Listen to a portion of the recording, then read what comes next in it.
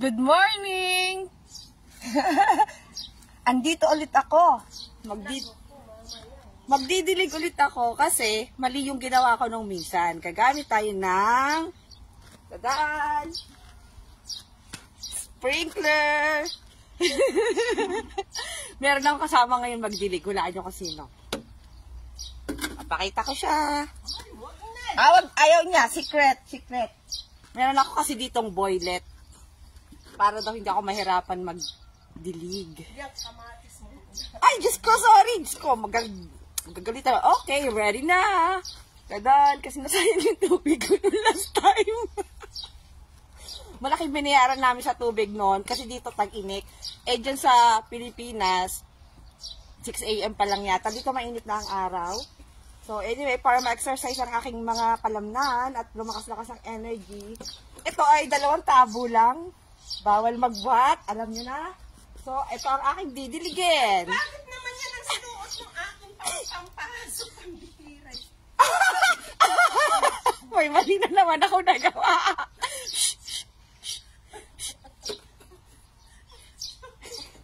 Yung pampasok yan sa trabaho.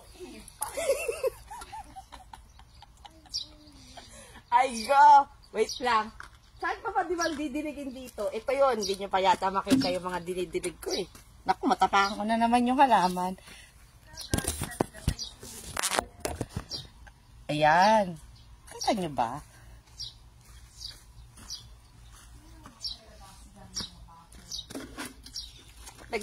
Nagmumurmur siya doon.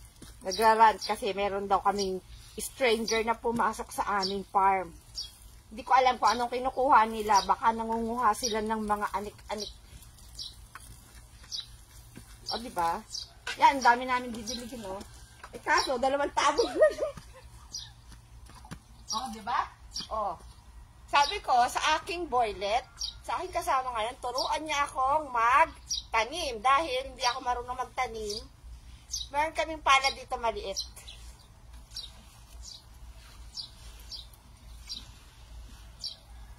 Grabe, 2 tabo mo lang inahingal na ako. Ito nga nga. Ay! Mali. Ito, hindi to. Hindi yan. Mali yan.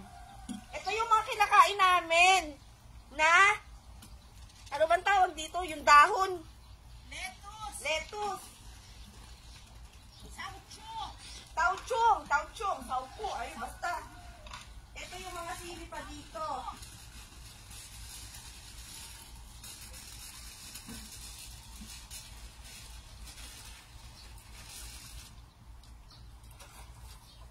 Yeah, wala na. Yung 2 tabo. Kukuha na naman ulit ako. Okay? So, nakadilig na ako ng mga kinakain namin na lettuce. Ito, masustansya. Madami na ako nakain yan araw-araw. O, saglit lang. Itutur ko muna kayo dito sa... Aray ko!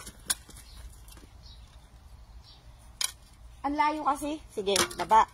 Dito muna tayo.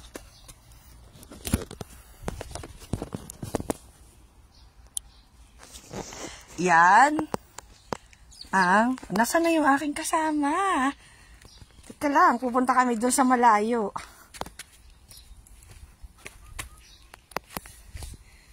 Siyempre, wala pa ring tanim yan, mga yan. Ang tawag dito ay mais. O, diba? Sa Pilipinas, madami ding mais. Tapos,